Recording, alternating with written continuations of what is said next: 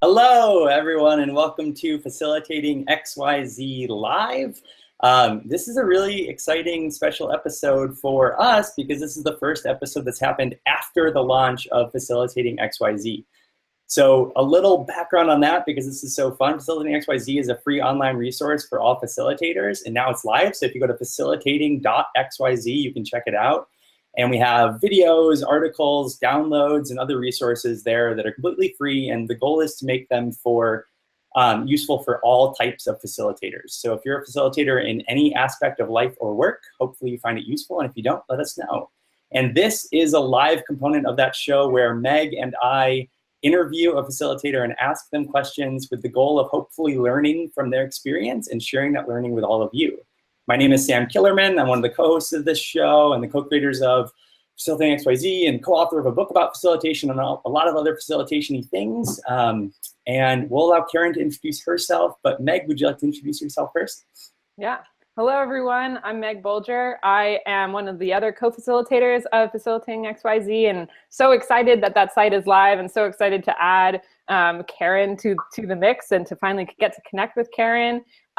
This is a show that I'm really excited about as somebody who kind of aspires to the sex ed world and also just really looks up to people who are willing to do things that will get them kicked off of the internet or will create controversy in some people's lives. So I'm really honored to chat with Karen. And Karen, welcome to the show. Can you give us a little intro about you?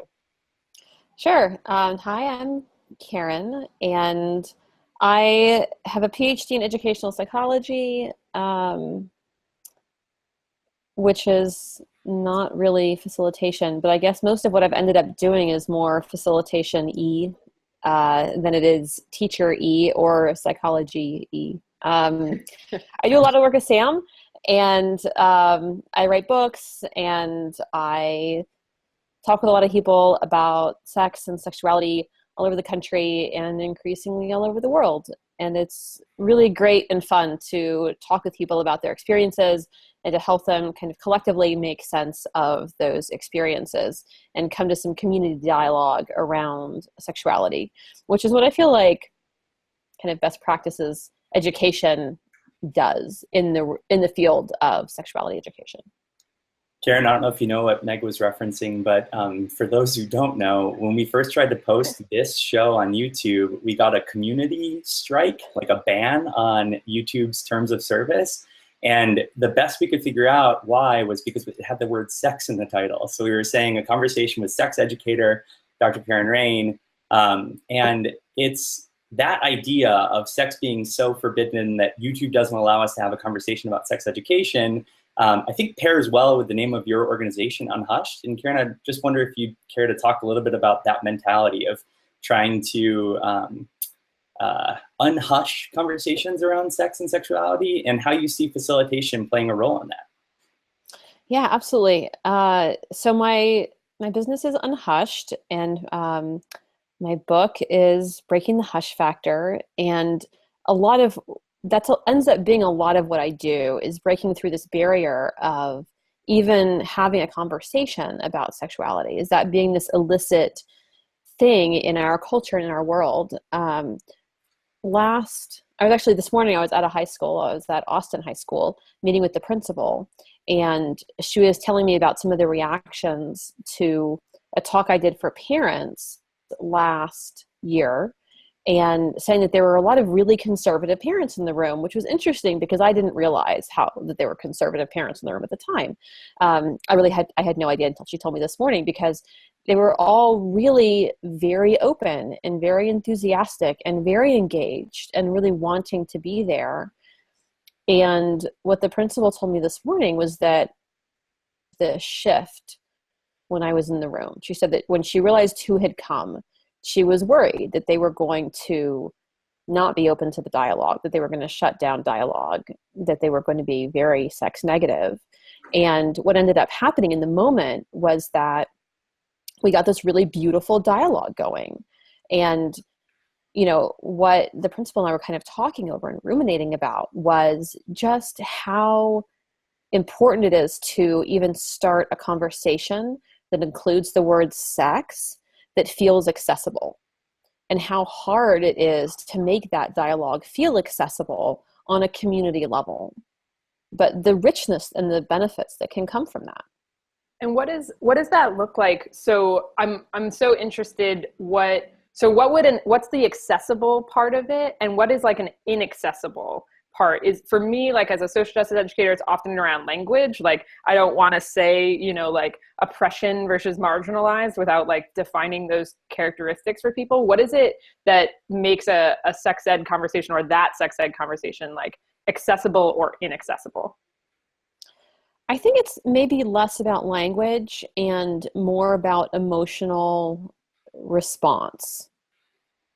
Mostly that's based in the person's own histories with sexuality, providing a barrier to them having a dialogue. So maybe it was their family perspectives growing up, maybe it was their culture, maybe it was their religion, maybe it was just that they've literally never had a conversation about sex. And so they just on a very basic level don't understand what that conversation might look like, or how they might in some theoretical way contribute to it. And so the emotional level, Karen, you're talking about that being like the block to the accessibility of the conversation. Yeah. When you notice that, how do you work through that with a group? Or on the flip side, what do you do to prevent that emotional block from getting in the way of the conversation? Well, I just assume that everyone has it. So I just start from an assumption that if I'm walking into a group that is unknown, that they are going to be major blocks in the room around any kind of conversation. And so the way that I start most of these groups is in fact not by talking, but by asking questions and having the people who are there, and these are really adults. It's a different process with kids, but with adults, having them start to process some of their own internal experiences and mark them as relevant to the dialogue. So saying, hey, look, you think that this is inaccessible, but really you already know how to do this. You've been doing it your entire life. Here, let me show you examples of how you've been doing it, because you're going to do it right now in a way that's not scary. Talking about sex? Yeah.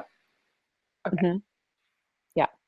Mm-hmm. Yeah. So what I did with this group at Austin High last year with the parents specifically was I had them line up by the year they graduated from high school, which is just fun. I mean, always, regardless of what group you're with, it's always a fun thing to do. And people always laugh and enjoy the process. And then I asked them a series of questions about their experiences with either themselves in their dating or their friends. And I said, can I take an overall generalized view of you and your peers in high school?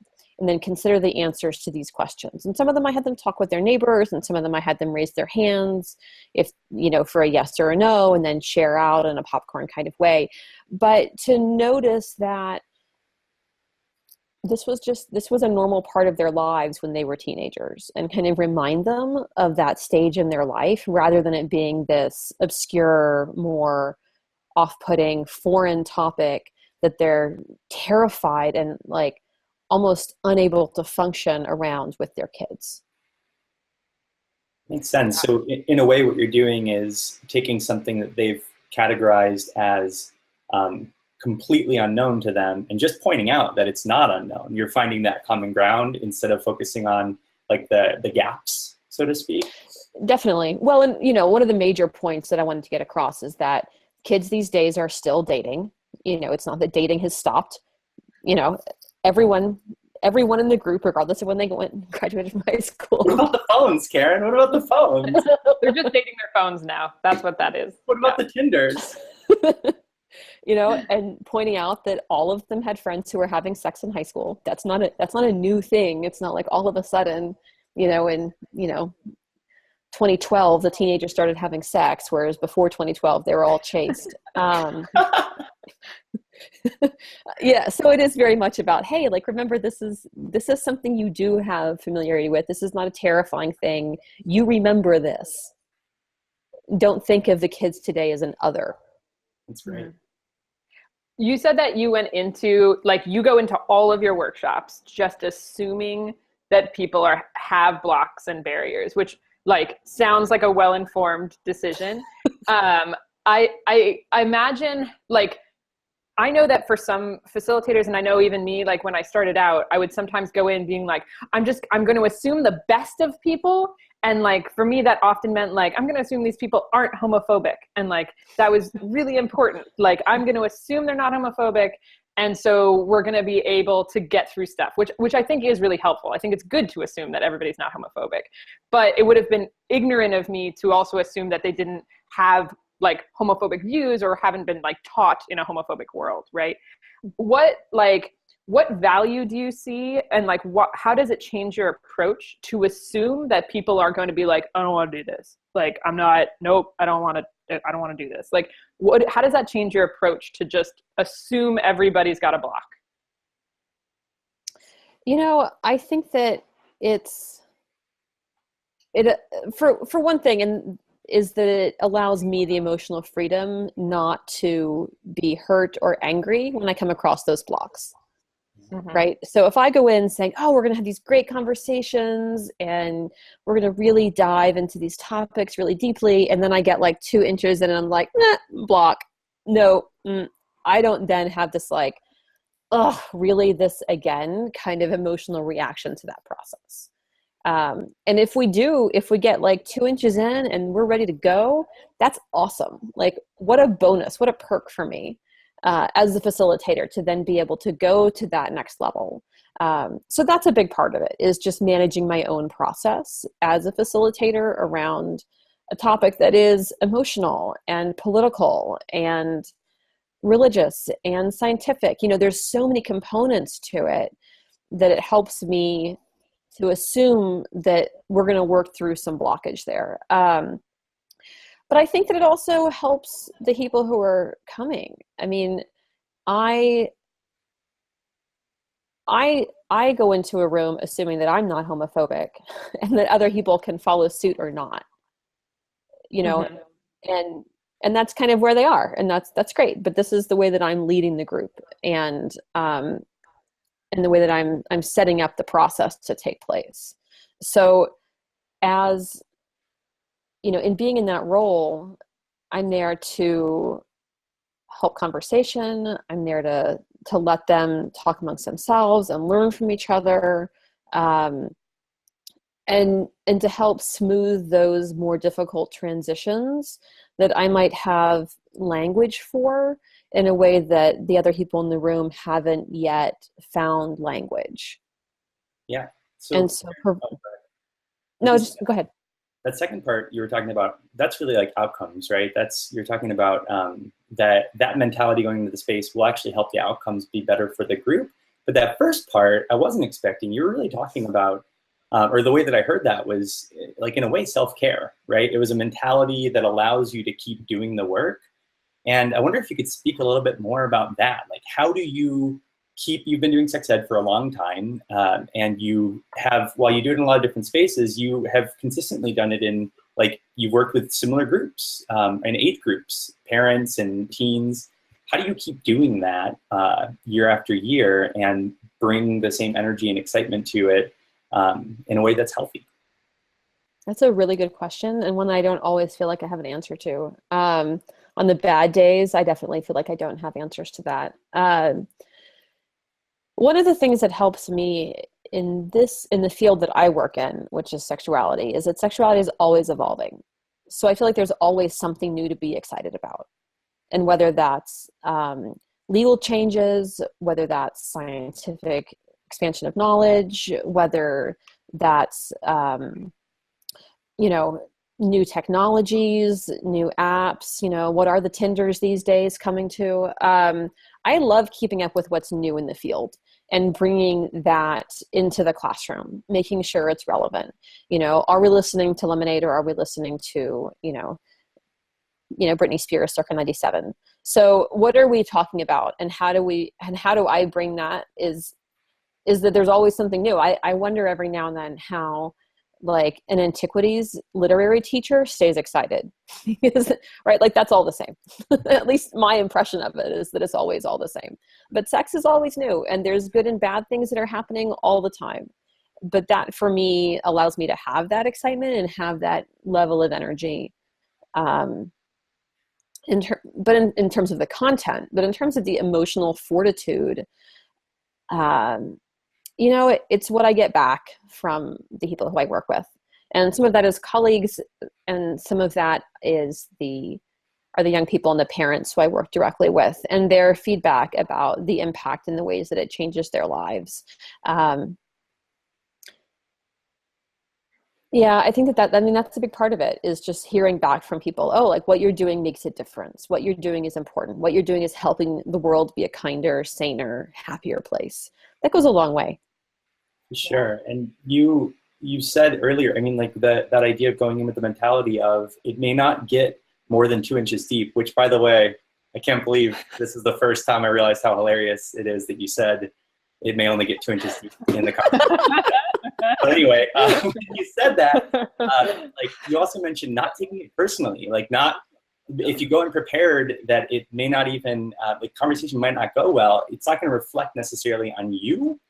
And what you do is deeply personal work. So I'm just wondering, like, what elements of not taking it personally contribute to your ability to self-care? Or how do you, like, what are other things that you do that allow you to keep entering spaces and not take it personally when it doesn't go well, or when there is pushback or whatever it might be?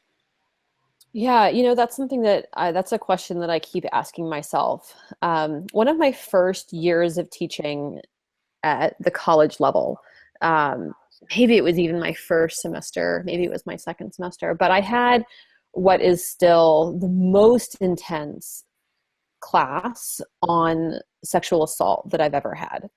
And it was crazy. Like, looking back on it, I'm still, like, trying to navigate and figure out what exactly happened in the dynamics of that classroom. So I went in, I had my curriculum. We were going to be talking about these things. Here are some videos. Here's, let's discuss some statistics and some perceptions, as one does in a college psychology classroom. And then about halfway through, we were kind of working our way through, one of the students disclosed a sexual assault that had happened to her. And for whatever reason,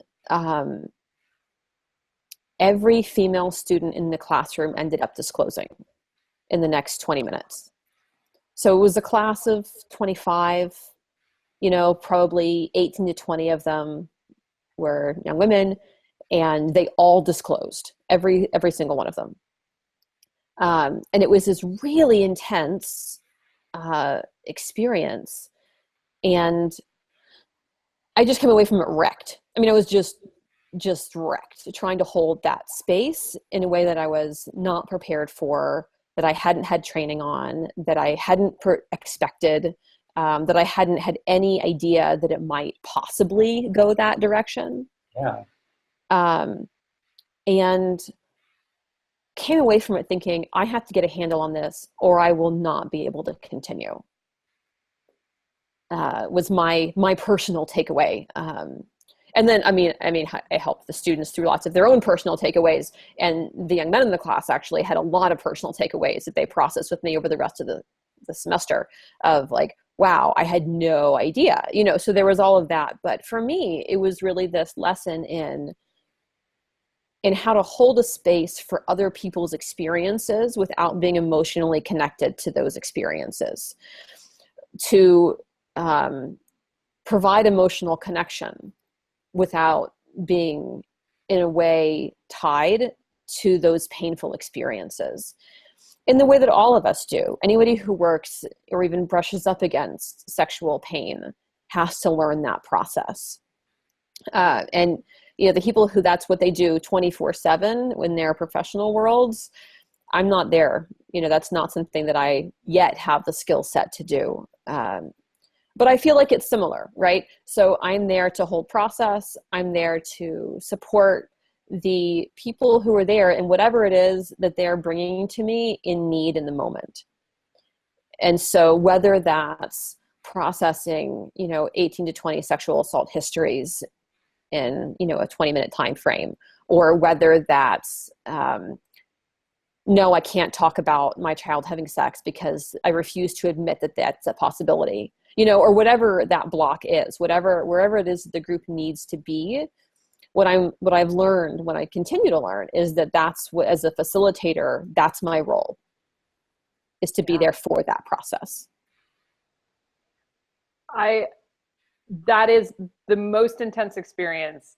I don't know how much more intense an experience can get than that one that you described.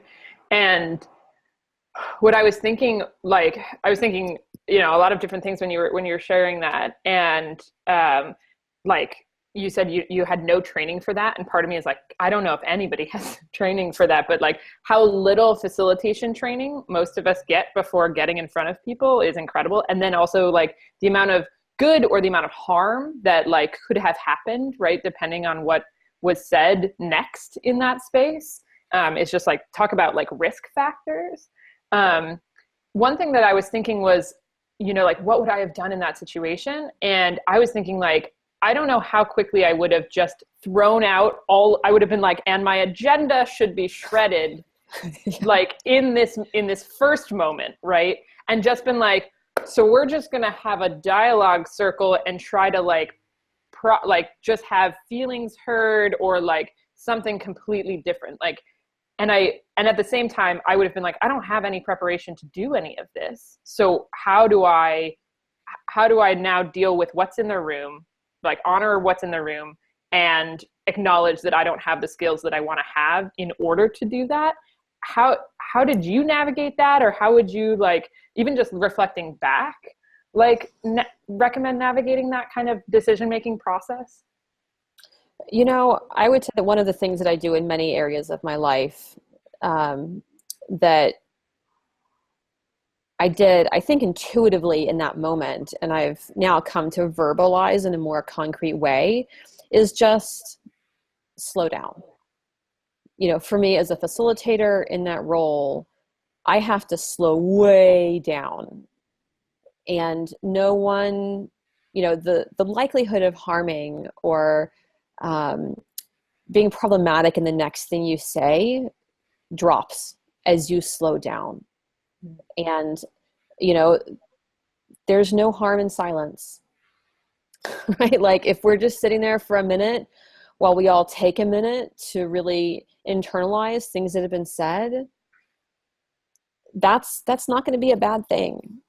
And realizing that we don't need to fill the space and that our actions don't have to be in that role, I think benefits people in so many areas of their life, not just as a facilitator. One of the things in my book that I read about was pretty extensively was just the benefit of slowing down, not talking, letting other people fill the space with what they need. And so that's something that I do now in a more intentional kind of way. In the moment, I think I was just on overwhelm. And so it's what I ended up doing. But I think that was not necessarily a bad approach. I do think that I could have held the space a little better. But continuing with my curriculum, for example, would have been pretty disastrous. Like, okay, thanks for that. Let's watch a movie. Like, okay, let's listen to this song about rape. Like, thanks for disclosing. Let's move on. That would have been really devastating. And so offering that space has so much utility. Fran, so would you say it's more like instinctive for you to slow down, or more instinctive to you in that moment to just like let that silence sit and process before responding? I think so. I would not say that it is always my intuitive response to sit in silence or to not say anything. In that moment, it was intuitive. I think that, my role as a parent, it's not always my instinctive response, even though I know that it should be. So it's a little bit about how close it hits to home. Yeah. what do you think, or how would you advise? So if that wasn't someone's instinctive response, or if that was the exact opposite, because there are so many people for whom the idea of allowing that space in that setting would feel excruciating. You know, it would just be almost impossible. So when you're talking with parents and you're encouraging them to slow down in conversations with their teens, or, you know, with facilitators, and encouraging them, sex educators, to encourage them to slow down with their participants, whatever it might be, like, how do you walk someone through that for whom that idea just doesn't at all compute? Like, what steps do you give them, or what advice, what frameworks? Like, how do you help somebody learn that as a skill if for them it's not at all natural? You know, I think there's a bunch of ways you can go about it, and it's going to depend on the person and what their inclinations are, right? So you need something to stop you. And that can be like a cognitive trigger. So if you are thinking, how can I fix this? That's probably a trigger to, oh, okay, stop. I have to stop, because the likelihood of me being able to fix this is very small, non-existent, you know? So, you know, or it might be a feeling inside their body. Once they start, if they get really nervous, if they find themselves like clenching up this kind of in front of a group, that might be a trigger. And so to find their trigger where they can say, oh, when this happens, and they're probably going to have to do it, right? They're probably going to have to watch themselves do it, maybe many times, to then realize, oh, that's what I do when there's silence as a possibility and I'm not ready to go there, or I'm afraid of going there, whatever the issue is. This is my cognitive or physical trigger to that experience. And then they find something to replace it with. And that can be a mantra, like, I can't fix it. I can't fix it. I can't fix it. Like in their head, right? Or it can be counting. It can be like a nervous tick, like they could do like this, you know, with both hands if they need to. Yeah, that won't make things worse. Not ideally in front of their heads, but like down, you know, like in a you know, non-invasive kind of weird way. So then something that can take the place of the other kind of action, whatever that action needs to be, that they can do in a way that other people are not observing their internal action. And then to let it just sit. I think that's incredibly helpful. Like that walkthrough is something that, I mean, if Meg and I were in a training and someone asked us that, I think that both of us now are forever going to try to walk it through that simply, because it's a question that we get all the time, or it's something we notice being problematic on a regular basis, whether it's something that someone knows to ask about, or something that they don't even know is a problem yet, but it's actually creating a big barrier between them and their people, their participants, their family, whatever it might be. Cool, thanks.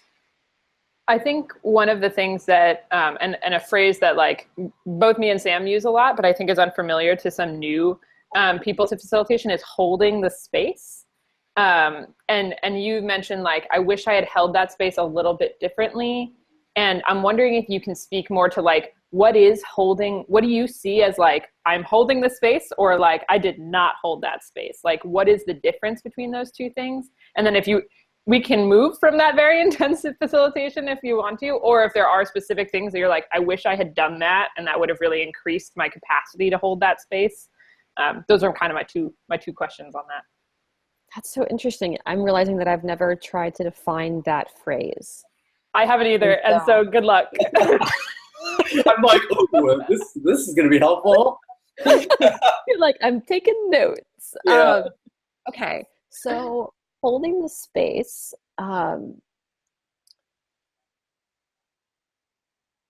So I guess, okay,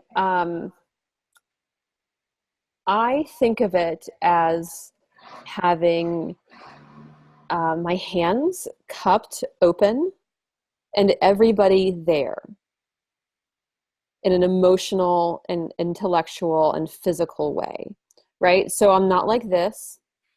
They're not getting squished. And I'm not like this, where they don't feel safe. They're not being held, right? They're not dropping out and they're not getting squished. Does that visual work? Works for me. Yeah, I like it. Mm-hmm. What goes into that? Like, what goes into you making sure that you've got that cup and that there's room for everybody and that they're not feeling dangled and that they're not feeling squished? Like, what goes into that? So there's a couple of things. One of the things that Meg mentioned earlier was language, and making sure that language is being defined and used in ways that are contextual for the entire group. You know, I think that that's one really important piece of it. One of the words that I've been having a lot of conversations with people about recently, and I'm sure that both of you have as well, is racism. And the way that social justice work defines racism is very different from the way a typical layperson defines racism. And so that's an example of a way to, you know, need to talk about the definition of a word so that everybody feels held in a space, rather than being kind of left out to dry because they don't understand what the other people are saying. So, you know, explaining meaning rather than using words that everybody in the room might not have a sense of. That's an example of holding space and allowing everybody to bring their own definition, right? So it's not one that I impose, it's not one that anybody else imposes, it's let's have a dialogue about this cognitive and emotional reaction that is really strong for a lot of people around a word like racism. But everybody has the space to have their own. So language is part of it.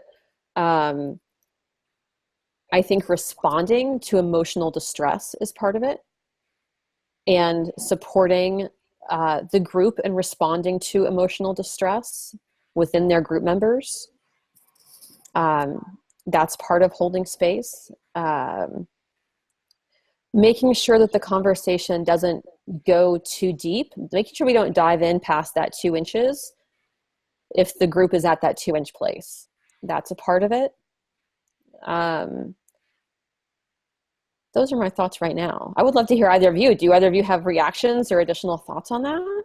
Well, I do, and mine's in, like, I think that the first thing that popped into my mind was not what you could do, but I think I have more in my reservoir of things that you do that do the opposite. Like, I can think of a lot of don't do this things more than I can think of do this things. And, you know, Meg and I got this email earlier today. And Meg, I don't know if I'm going to share it. Yeah, okay. In a very very anonymous way. We got an email. We did a training and at a national conference. And then a participant from that training, it was a Safe Zone training, gender and sexuality, went back to their organization and was like, our whole organization needs to have a training about this stuff. We need to be able to talk about gender and sexuality in an LGBTQ inclusive way. And they brought in a trainer. And the email we got today was, hey, we loved your training, so we brought somebody else in to train our organization, and that person alienated the entire group. It was horrible, and we, like, it wasn't anything like we were expecting. And, like, is it possible for us to bring you in? Because we still think this is necessary, but we're afraid to bring in anyone else. Yeah, anyone else, or afraid to, you know, go or do it ourselves. Yeah, or do it ourselves. And there's restorative work now. Yeah, now there's not just not just holding space work, but it's repairing a space work, and then to be able to hold that space. So I guess what pops into my mind, and maybe we can like brainstorm this as a group, are like, what are all the things that, like, the common things people do that that wreck a space or that alienate people in a space, as a way of like inversely defining how would you hold space? Does that make sense? Yeah, I have a couple of like things that I do physically that I think create a space or like a container, to use another jargon word, but that people don't realize how intentional it is. So like I did a training 2 days ago, where when I got there, we didn't have enough chairs for everybody. And I was like, that has to change before we start. Everybody has to be on the same level. Like, some people can't be sitting on the floor and some people sitting in chairs. That's not going to work. And I don't think sitting on the floor for 3 hours is going to work. So like sometimes creating this, like holding the space, to me starts by like intentionally creating your environment in a way that actually brings the type of energy or the type of like even just possible dynamics that you want. So like for me, it's often everybody's able to see each other and me at the same time. We have the ability to close a door and feel we are in a private space, because somebody could ask a question that they feel comfortable with this group hearing them ask, but not the person walking by outside. So those were some like initial, like really basic, before I can even talk about my presence or what I'm bringing into the space, like, do I actually have the physical setup that will help me do the things that I want to do? But Sam, I like your question of like, what are the things we can do? What are the things that that break spaces, basically? And for me, like, people walking in late break spaces, or people not knowing that people might do that break spaces. Those were some of the first things. Or like having to pull a chair into the circle late instead of just like having a couple extra chairs. Like, those are some really small things that I find like totally throw off the feeling that everybody's in this already together. Karen, what about you? If you had to identify one or two or three things that you've noticed, like a lot of either sex educators or just trainers in any context doing, that have the inverse effect or the opposite effect, and they break a space versus holding it, what would be those like common mistakes that people might not even realize they're making? You know, I think that joking can go really right and really wrong. And it is a fine line that you have to have a fairly large amount of time building together for the facilitator to be able to joke. You know, and letting the participants joke, that's a whole other kind of question. You know, when they're bringing their sense of humor to it, that's totally possible and great. But when the facilitator starts off with the kind of jokes that happen naturally in a sex ed, particularly group, that can go really wrong. And students can find it alienating and offensive. And sex is so personal that as soon as somebody doesn't hear themselves represented, they're out. And pulling them back in is almost impossible. You know, I was talking with a group yesterday, and I'm going to be super anonymous about this. And there had been feedback from a national organization about terminology and what's appropriate and inappropriate terminology around sexual orientation. And two members of the group that was meeting yesterday were like, you know what? They're trying to tell me about my lived experience. And not only am I an expert in this topic, but this is also who I am. And so not only are they offending me on a professional level, which is problematic, and I feel like I want to respond to that, I also have all of these feels on a very personal, individual level. And so when we're talking about sex, the language that we're using, I feel like, is a major part of holding space. And when that language is not fully inclusive, people check out and they're gone in ways that are just hard to repair. What connections do you think people who aren't sex educators or people who don't maybe think of their work as being deeply personal, like what lessons can those types of educators or facilitators learn from a sex educator? Like, what are things that sex educators do really well that everybody could benefit from? Talking openly about sex. Yeah. That's fine. Everyone could be a sex educator. That would be helpful. I think That's it's just awesome. good for everyone to be able to talk about sex. You know, I think that by and large, sex educators have a unique devotion to their content. There's not a lot of sex educators who are like, you know, sex, whatever. Not really my thing, but here I am teaching it. Kind of like you see some, you know, high school English teachers or history teachers, you know, kind of like, or people who have been assigned to teach sex ed, but who didn't ever really sign up for it, right? But the people who signed up to teach sex education are passionate. They're here because they love it. And I think that comes across and students respond to it in these really beautiful ways. That's so interesting.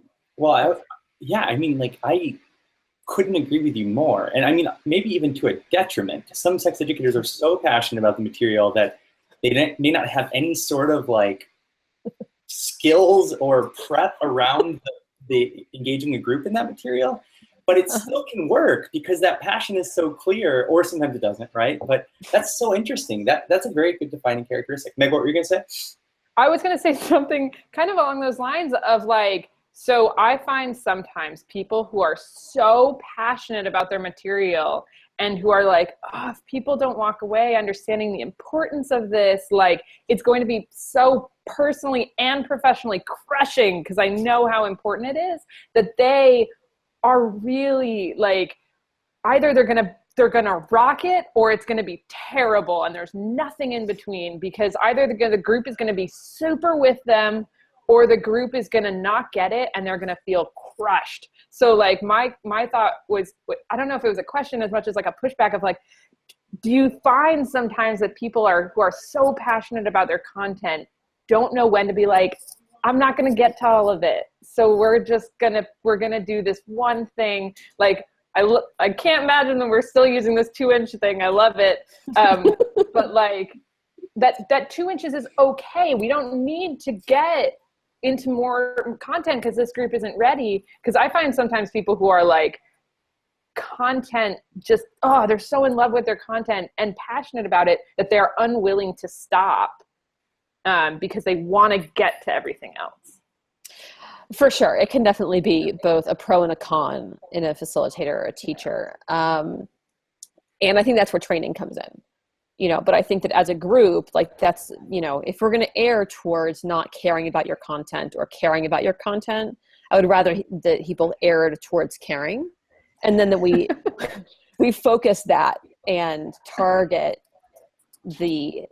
how to funnel that effectively into a classroom. For sure. Or a group environment.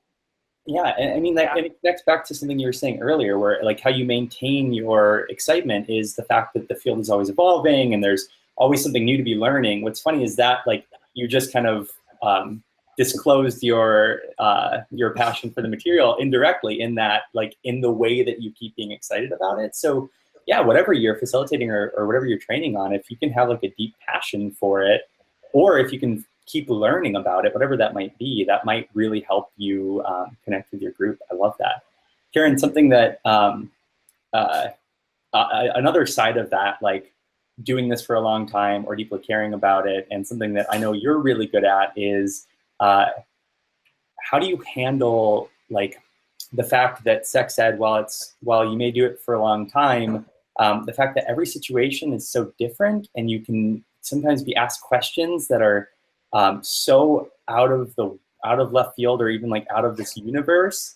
And how do you handle those questions? How do you handle those moments in ways where you aren't shocked or where you don't appear to be shocked? Tell us about that.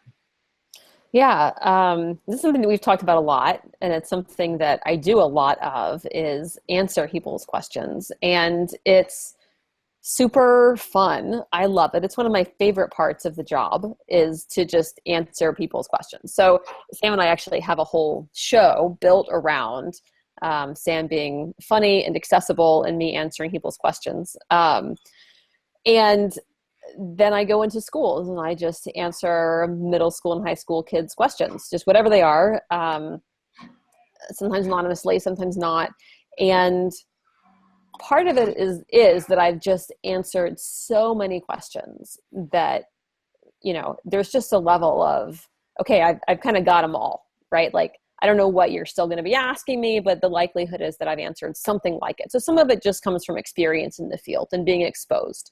The first time that a middle school student asked me about bestiality, I wasn't quite on the ball. And, but now I kind of have my answer. We've all been there. No, we've all been there. Right. Some of it just does come from experience. But, there's always a possibility of something that is out of left field or that you don't know the answer to. And one of the things is not being afraid to say, I don't know. You know, I have 2 new teachers working with me this year. And one of the things that I already love about them is their willingness to say they don't know. And that'll take you far. And if you're surprised by a question, or if it's out of left field, start by saying, I don't know. Let me think about that for a minute, and verbalize that process so that you can buy yourself a minute to think of the answer you want to give, and to potentially say, I have to come back with you with the answer about bestiality among middle school students. You know, like, okay, hold on. I don't know, and I'll get back to you in an age appropriate way. And law appropriate way. Legally appropriate, definitely. Yeah. And part of it is finding the humor in those questions, because so often those questions are designed by the asker to be shocking or humorous, and to roll with those punches. You know, if someone's trying to throw you off, laugh at the process, and don't be afraid to just see the humor in it, and just go with it. Can you tell us about like an experience like that? I know you've told me about several, but an experience where it was very clear the person was trying to throw you off, and they kind of did, and you rolled with it, and how that went? Yeah, you know, I think my best experience with this was, or the funniest, maybe the funniest experience, because some of them have been really traumatic questions, but this one was just the funniest. It was with a group of 8th grade students. I go to this private school every year. I have an hour and a half with their 8th grade class, which is around 100 kids. The week before I come, they all get piles of note cards, and they write as many questions as they can on these note cards. I get this huge manila envelope full of, a couple hundred questions, at 8:30 on a Thursday morning, and at 9 o'clock, I'm sitting down on a stage in front of them, and I have an hour and a half to answer these questions. And a couple of years ago, one of the questions was, what is a lap dance? Please demonstrate. So, and I didn't get that far in the pile before I got to, before I had to go on. So I'm flying through these questions because I'm running out of time, and, condoms. And you're reading loud as you read them, right? So right. So like I have like a mic, or I don't, or whatever, and I'm just sitting there like, oh, okay, here's the next question. I read it aloud to myself and to them. What is a lap dance? Please demonstrate. I mean, I read quickly, so I had read the whole thing before I'm saying it, right? And they're, they all burst out laughing, and so I go back up to the top of the question, which is how I usually do these multi-part questions. And I say, okay, let's see, the first part of this is, what is a lap dance? So then I define a lap dance. I describe it. Well, a lap dance is when somebody dances sexually kind of on top of another person. That second person is usually sitting down, potentially lounging. It's intended to be sexually arousing, and they're all, they're trying to, pay attention, I guess, but they're all just kind of losing it. Like, so that's the definition of a lap dance. And like, please demonstrate. And I'm like, no. and No. they just lose it, right? And I was like, and this is an offensive question. And I take it as a moment to talk about the ways that, it's appropriate and inappropriate to ask people for sexual contact. And as a teacher, it's inappropriate and offensive for them to ask that of me. And, at this point, they're all like, ooh, but I actually was back at that middle school, that high school now this year with the 10th graders, and was like, hey, weren't you the class who asked me this question? And they were like, yeah, hee hee. So they all remembered the experience of having asked me this question. And I was like, I'm still not going to demonstrate. It's still inappropriate. And, they were like, totally died laughing. And a few of them were like, hey, we're really sorry we asked you that question. That was really wrong. And we get that now. So that was, I feel like, a good learning takeaway. Oh, for sure. And how do you think that would have gone? Like, so I don't think that you went along with it in an unhealthy or unhelpful way at all, right? Like you you let them laugh at the parts that were funny, and then you address the parts that were inappropriate. And I think you did like a really good balance of those two things, but it didn't completely throw you, right? Like you weren't reacting from a place of like where you weren't proud of your reaction. And how do you think that could have gone if you had let that completely throw you, or if it had shocked you to the point where you reacted in a way that you didn't have your wits about you? Yeah, so I think it could have gone in two directions, right? It could have gone in a shaming direction, where they could have felt actively shamed for having asked the question. And that's one of the really important things about questions, is that whether they are questions that the young people need or older people need for their sexual lives, or it's something where they're trying to throw you, they're all going to have, there's always the potential to learn. I never let a question go unanswered. Every single question that I receive, as much as time allows, because sometimes it just doesn't, but to the greatest of my ability, I will answer every question that I receive from a group. And sometimes those answers are, this is an inappropriate question. When they're asking about, when did you have sex for the first time? Oh, that's an inappropriate question. Let's talk about why. And then let me tell you some averages. Right. So they need that modeled for them. They need to see someone say, I'm not going to answer that question, because the possibility of them getting asked a question that they don't want to answer is pretty high. And so they need that is itself a skill set. So the shaming has doesn't let them see that process in an effective way. And then they come around thinking that lap dances are bad, but I don't see any reason why lap dance has to be a bad thing in the context of of an appropriate sexual healthy relationship. Great, go for it. The relationship that you and I have are not that. So there's no need to shame the question. The other direction that it could have gone in is me having been embarrassed or having felt sexualized, in which case they would see me as a sexual person and they would feel access to my sexuality in a way that's inappropriate for a young person to feel access to an adult sexuality. And so that's my responsibility, to make sure that my sexuality, my sexual self, is not on the table. And so I think this is where it also could have gone wrong, especially for a younger sex educator who is perhaps closer to their age, perhaps is visually accessible. Although, I don't know, someone yesterday thought I was a high school student. I was like, are you kidding me? But for younger sexuality educators, that's a line that they have to draw. And that was harder for me when I was first getting started, because they do feel access. And making it clear that they don't have access, that's part of what I was doing there. So I think that those are kind of the two directions that I see it could have gone poorly. I know we're coming up on our time, and we have to switch over to some questions we like to ask everybody. I have one more question, which is, you mentioned that you have two educators who are working for you and are working with you, and kind of related to the thing that Sam shared is, we train other people to be educators and particularly facilitators. And I'm wondering, when you are working with people to train them to do sex education, what are the things other than like content knowledge, right? So like content knowledge is a must, passion is ideally a must.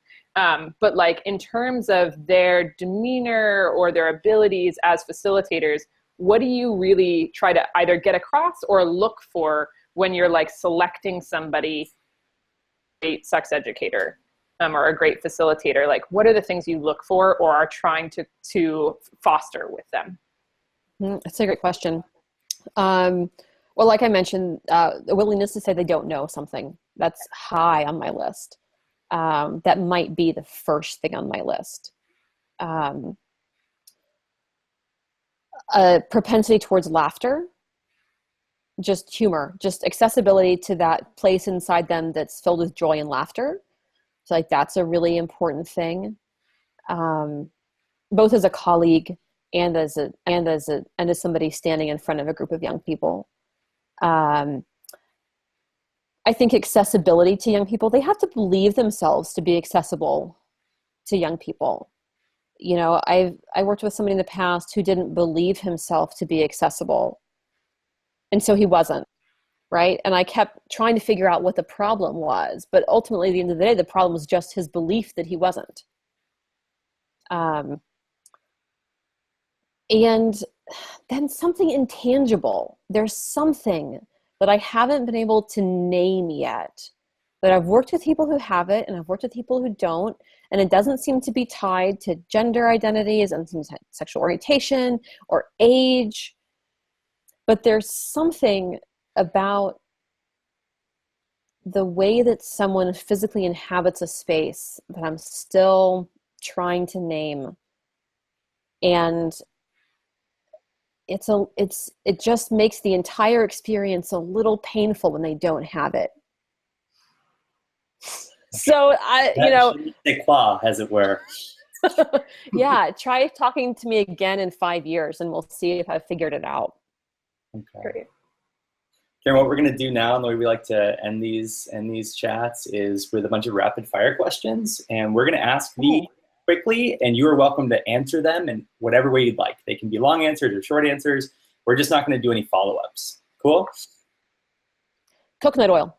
Okay. All right, I'm moving on. What are 3 words that you would use to describe facilitation? Fun, difficult, and necessary. Ooh. Right. What is something you still need to be reminded of as a facilitator?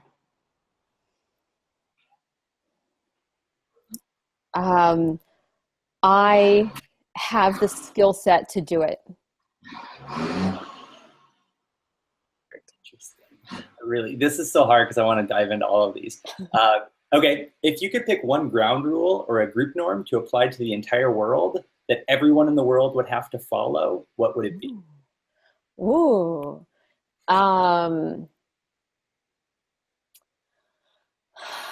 Does Donald Trump have to follow it? Everyone in the world, since for now he still occupies this world.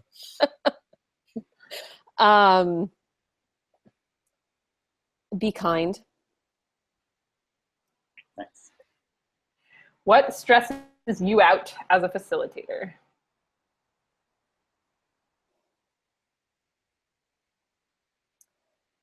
When no one is engaging. There's just a flat room. It's hard. I just started sweating thinking about that. What is a piece of facilitation advice that you'd like to give yourself 5 years ago, or give your 5 years ago self?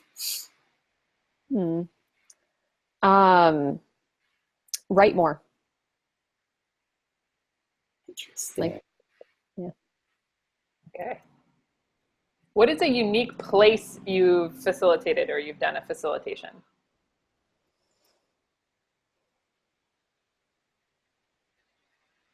Underneath a tree in Zimbabwe. As you do.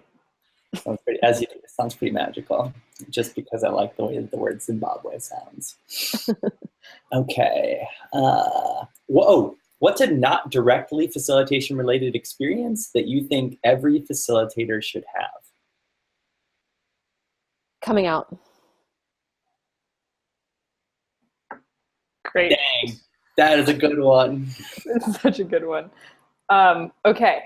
So what book do you recommend most to others other than your own? And if you were not going to say your own, I will go ahead and give your book a plug, because I read it and I was like, oh man, I didn't know that you could be this intentional about how to have one-on-one conversations with your kids. I now feel better prepared to be a parent in 10 years.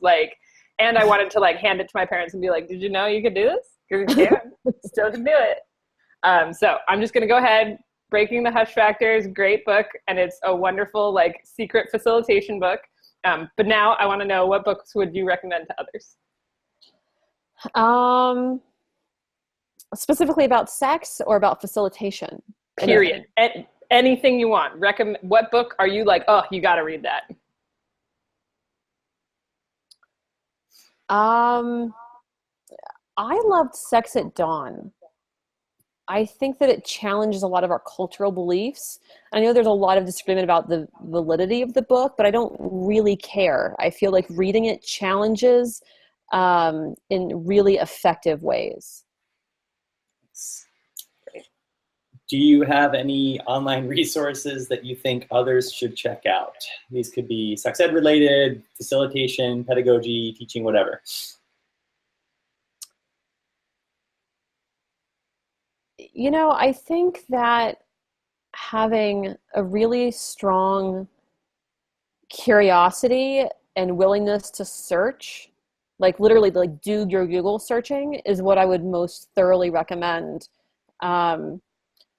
Those questions that you have, you know, just keep using your resources. There's so many, there's a million of them, and they range in quality. So having a good sense of what you can trust versus not trust, but reading as many of them as possible and going in depth. You know, I feel like a lot of sex educators, for example, could benefit from doing a lot more research in identity development and other areas of childhood development. Make sure that you know your theories.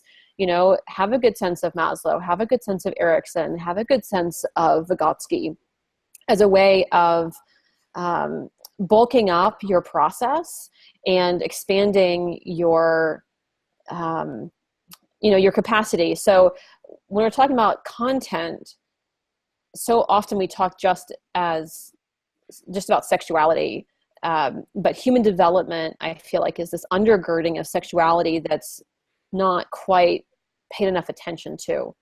And I feel like the internet is the best resource for finding answers to those questions. So Google. Google. All right.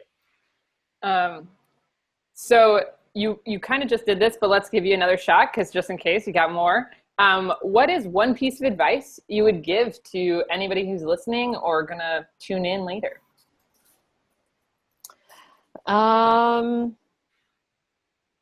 Have fun. If you're not having fun, then your participants aren't having fun. And if they're not having fun, they're not learning and they're not growing. Thanks, Karen. Great. Karen, are there any like social networks, websites, email addresses, anything like that you want to give out that where folks can follow you if they so choose? Sure. Yeah, I'm Karen Rayne, KarenRayne. That'll find me everywhere. I'm mostly on Facebook in terms of social media. I have a Twitter. I use it very rarely. And I'm on LinkedIn. I use it very rarely. So if you really want to follow me, Facebook is probably the place to do it. But I'm the only Karen Rayne that comes up for many pages when you search my name. So I'm not hard to find. And your website, your main website is what? KarenRayne.com. Cool. All right. Well, this has been great, Karen. I have so enjoyed so much of what we got into, and I think we threw maybe twice as many questions at you as we've thrown at any other of the guests, and all of them were just a joy and like helped me grow, and I've just really enjoyed our time. So just want to thank you so much for joining us. Yeah, thanks so much for having me on. This has been a lot of fun. Cool. Thanks, Karen. Thanks, everybody who tuned in. And check out all of Karen's stuff. We'll put links in the description of this video, and hopefully we'll have this video up on YouTube soon, and you can find it on facilitating.xyz. Have a good rest of your Friday, everybody. Bye.